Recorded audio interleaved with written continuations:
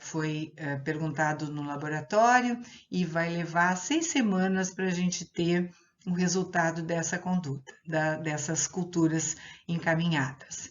Então, o exercício que faremos a seguir é uma votação. Nesse momento, os alunos têm que se posicionar numa votação, todos devem votar, e perguntas só são aceitas se houver alguma questão de ordem.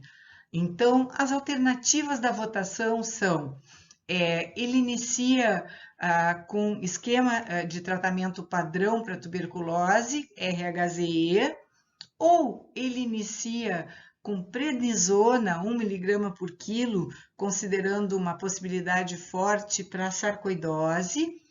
Ele associa os dois tratamentos ou o item D. Então, um dos alunos pergunta o que é o item D. O item D é chama a mãe.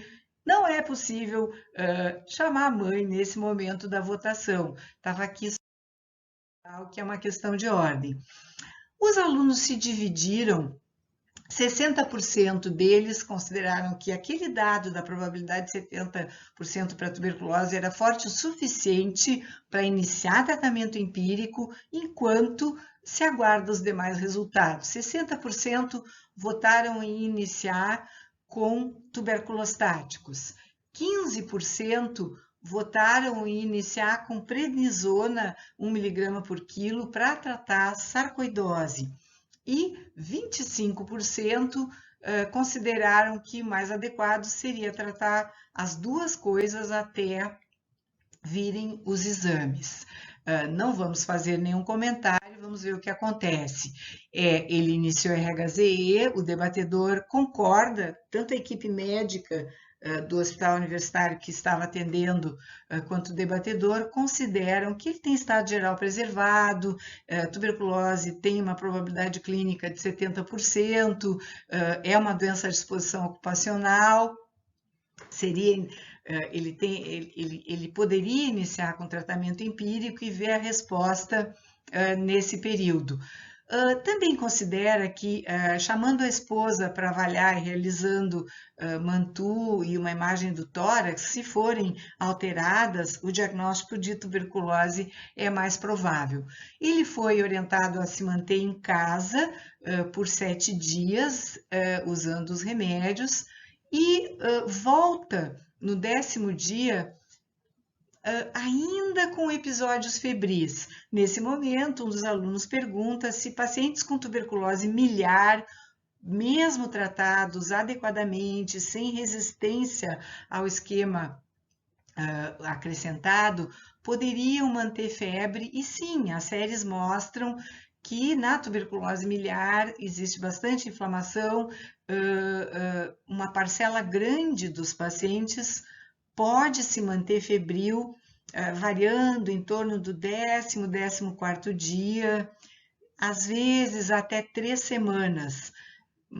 A presença da febre por si só não afasta o diagnóstico. Quando ela está presente entre o 10º e o 21º dia, tem que se começar a considerar a possibilidade de outro diagnóstico se não existe nenhum tipo de melhora clínica.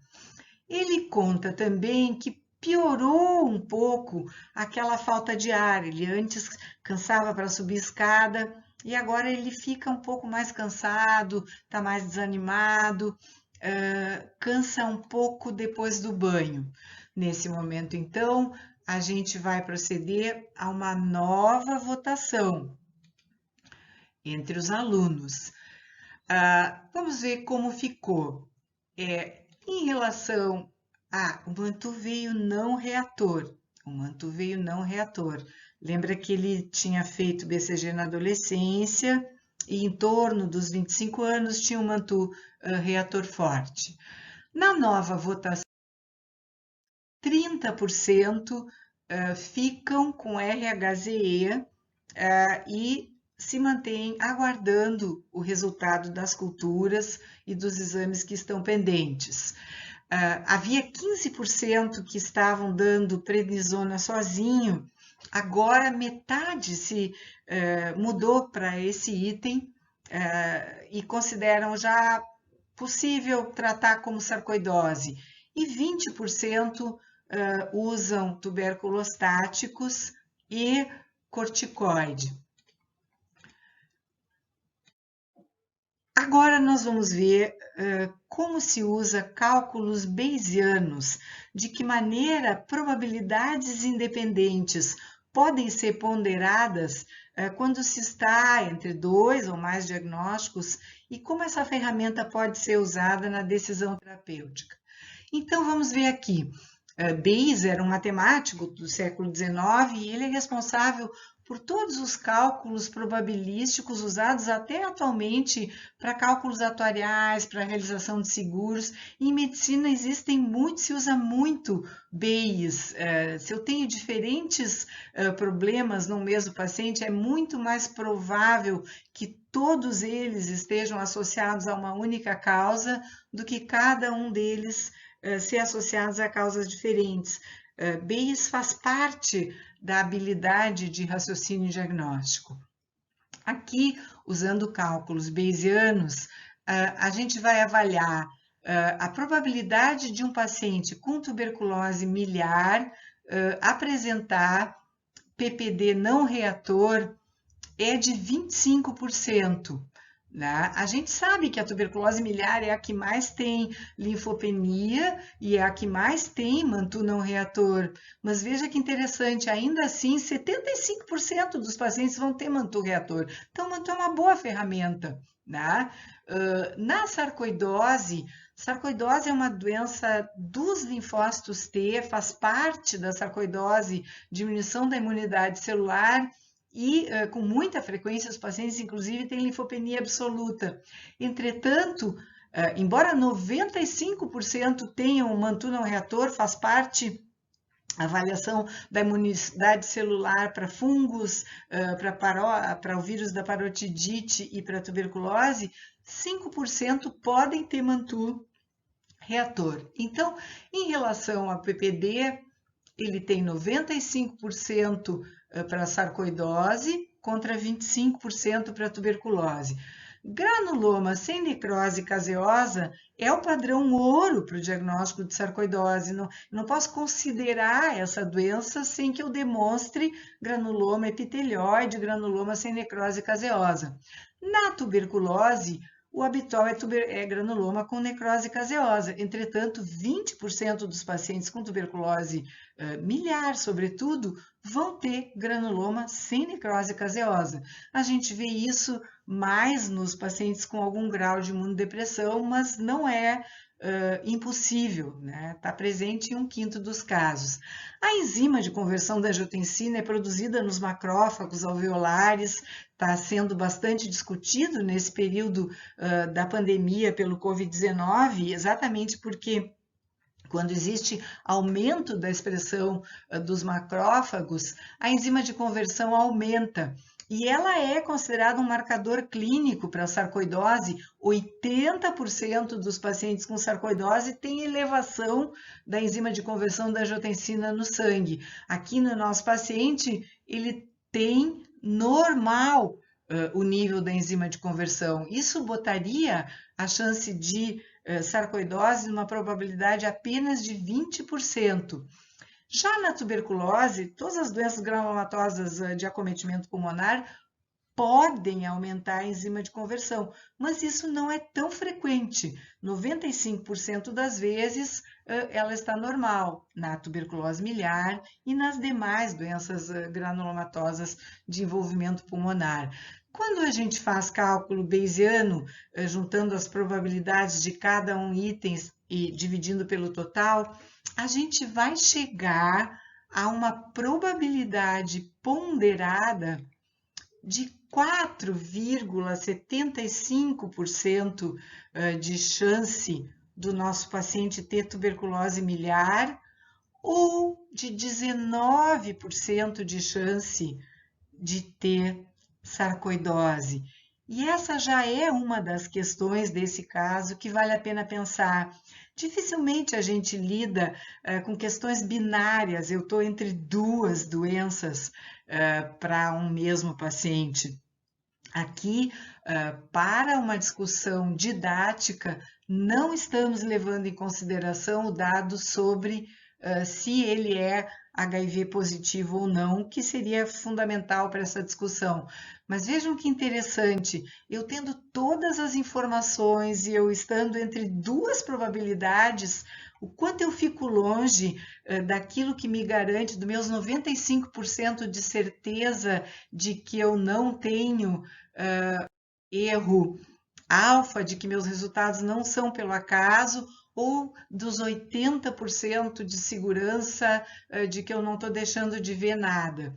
Então, um dos alunos perguntou, mas como eu lido com isso em relação àquela probabilidade clínica de 70% para a tuberculose, que era febre, sudorese noturna, tosse seca, um pouco de emagrecimento, lesões pulmonares com padrão miliar associadas a adenomegalias, né? A nossa probabilidade pré-teste, a probabilidade clínica inicial para a tuberculose, que era de 70%, tem que ser ponderada contra o quanto os dados laboratoriais tornaram menos provável essa doença.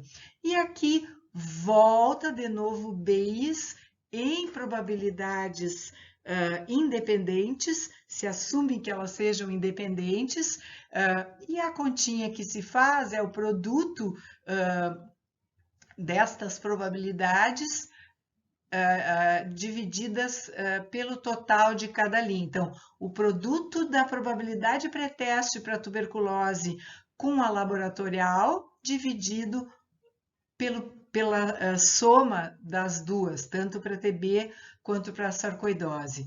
E a gente chega no melhor cenário nesse paciente com 37% de chance para tuberculose. Então vejam que interessante a probabilidade clínica de 70% quando ponderada com uma baixa probabilidade laboratorial, fica em 37%. E sarcoidose em 63%. Essa é uma questão importante e um dos principais objetivos desse nosso encontro.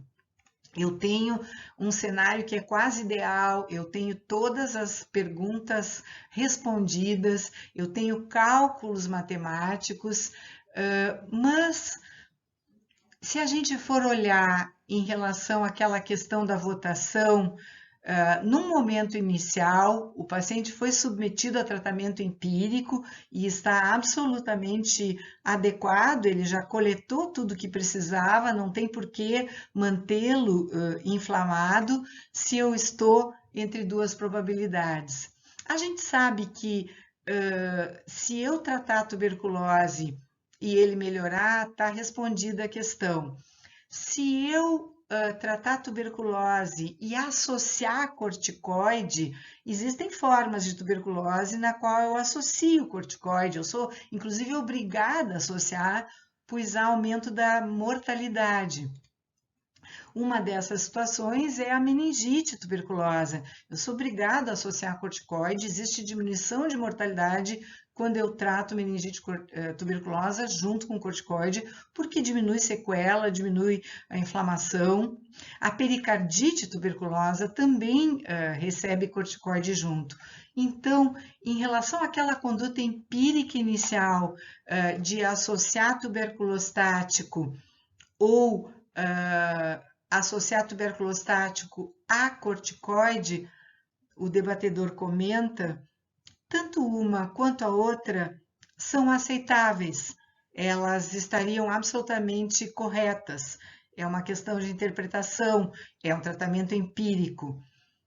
Mas, mesmo que o nosso cálculo probabilístico aqui, mesmo que a gente saísse numa revisão de probabilidades ponderadas de 90% para sarcoidose versus 10% para tuberculose, se eu mantenho esse paciente com tratamento empírico para sarcoidose sem contemplar tuberculose, eu estou fazendo uma iatrogenia.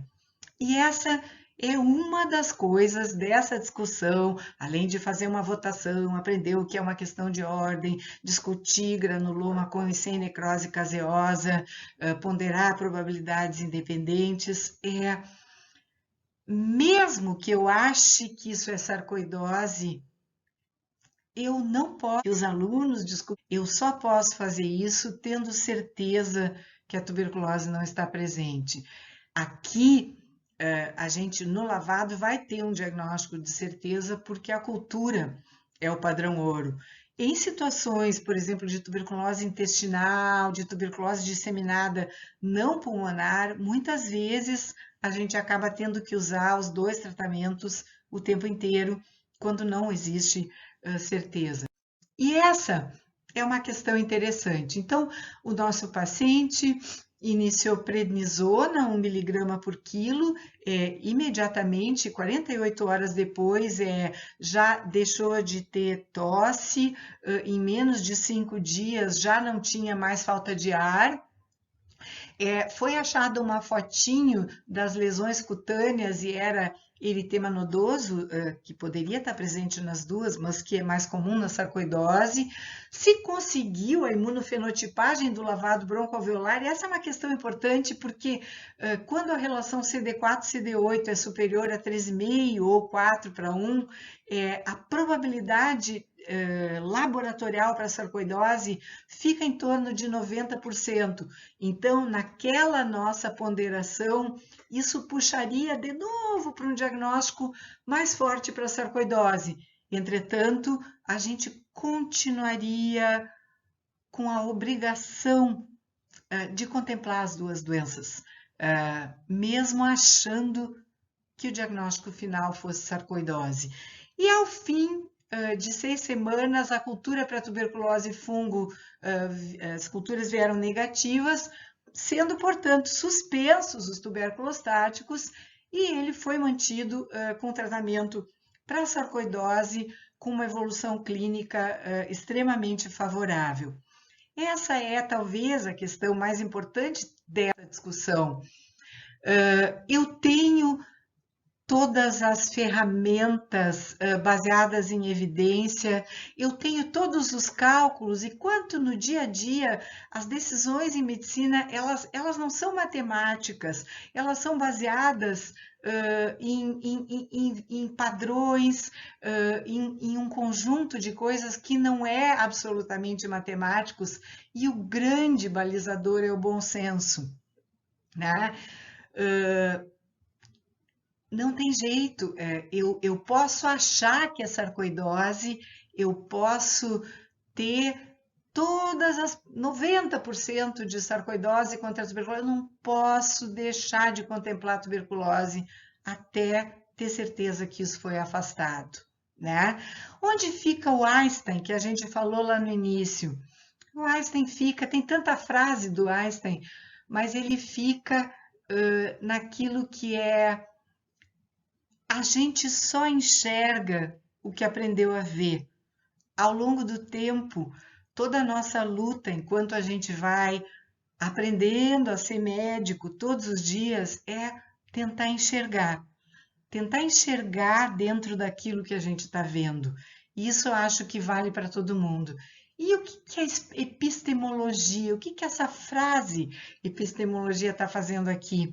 Ela está aqui porque quando a gente submeteu essa mesma votação para graus diferentes de conhecimento, médicos residentes do primeiro ano, do segundo ano, preceptores, professores e doutorandos, a votação foi muito parecida com a dos alunos, exceto pela questão de que as pessoas com um grau maior de conhecimento, os professores e entre os preceptores, tiveram uma tendência fortíssima de, já na primeira decisão de tratamento empírico, reconhecer que isso era muito provavelmente sarcoidose e iniciar com corticoide sozinho.